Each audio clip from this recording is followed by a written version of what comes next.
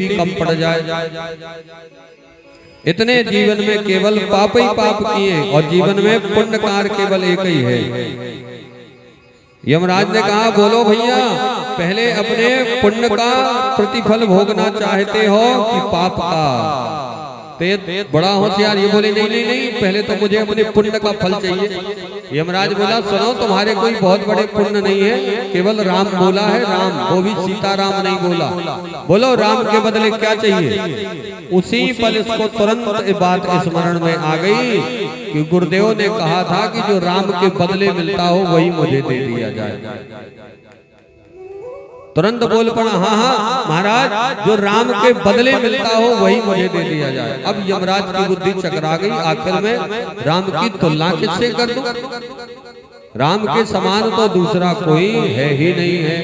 राम सा पुत्र न राम सा भ्राता, राम सा पति नहीं राम सा त्राता, राम सा मित्र न राम सा दाता, सबसे निभाए सबका नाता, स्वभाव से उदार शांत, सब गुणों की धार, ऐसे है मेरे राम, ऐसे है मेरे राम, ऐसे है मेरे राम, ऐसे है मेरे राम। हृदय कमल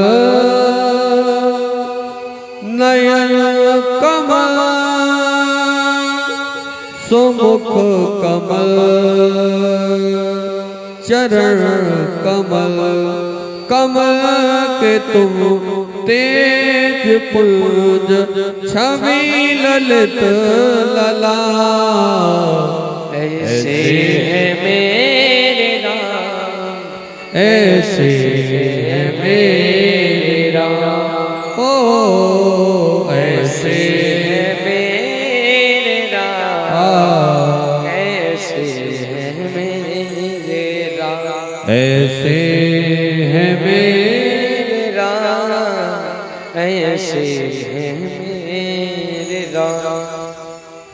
अब आखिर यमराज सोच विचार में पड़ गया कि आखिर में तुलना करूं तो करूं किससे आखिर? क्यों? राम के समान दूसरा तो कोई है ही नहीं। राम सृष्टा भी है, राम सृष्टि भी है, राम दृष्टा भी है, राम दृष्टि भी है। राम के समान तो दूसरा कोई है ही नहीं, आखिर में तुलना करूं तो करूं किससे? बड़ा आश्चर्य में पड़ गए।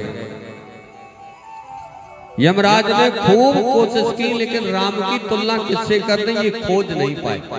अब वास्तव में माताओं, राम के जैसा दूसरा कोई है ही नहीं। यमराज बोले भैया कुछ बदले में और ले लो। बोला नहीं नहीं नहीं, जो राम के बदले मिलता हो वही मुझे दिया जाए। माताओं अब देखना एक राम के बल में कितना प्रभाव है, एक राम नाम का कितना प्रभाव है। यमराज बोला भैया मुझे तो कोई उत्तर नहीं सूझ रहा। तो अब चित्रगुप्त, यमराज और वह प्राणी तीनों जाकर के गए हैं कहा? सृष्टि की रचयिता ब्रह्मा जी के पास। क्यों? जिसने सृष्टि की रचना की है उसको जरूर पता होगा। अब गए लेकिन कोई भी उपाय ना सूझे।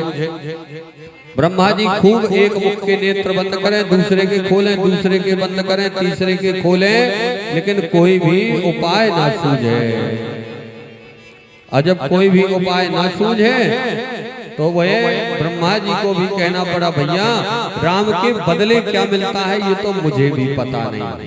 एक काम करो, देवाधिदेव महादेव के पास जाओ। अब कल्पना करो, एक राम नाम के बल पे साक्षात सृष्टि के रचयिता पितामह ब्रह्मा का दर्शन कर रहा है।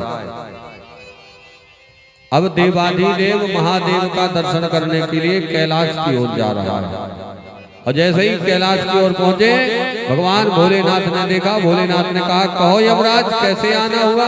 यमराज ने पूरी अपनी कथा व्यथा सुनाई। महाराज क्या बताऊं, पृथ्वी लोक से एक प्राणी आया है, कह रहा है जो राम के बदले मिलता हो वही मुझे दे दिया जाए। महाराज मैं पितामह ब्रह्मा के पास गया, लेकिन ब्रह्मा ने भी खूब खोजा, लेकिन कोई भी उपाय सूझा नहीं कि आखिर में राम की तुलना किससे कर दूं, कि आखिर में राम की तुलना किससे कर दूं। ब्रह्मा जी ने ही कहा है कि देवाधिदेव महादेव दिन भर राम राम की रटना लगाए रहते हैं, उन्हें जरूर पता होगा कि आखिर राम के बदले क्या मिलता है। देवाधिदेव महादेव ने भी खूब उपाय खोजा, लेकिन कोई भी उपाय सूझा नहीं। आखिर में राम की तुलना किससे कर दूं? राम के समान दूसरा तो कोई संसार में है ही नहीं। क्यों? राम एकांत है, राम महफिल भी है, राम रास्ता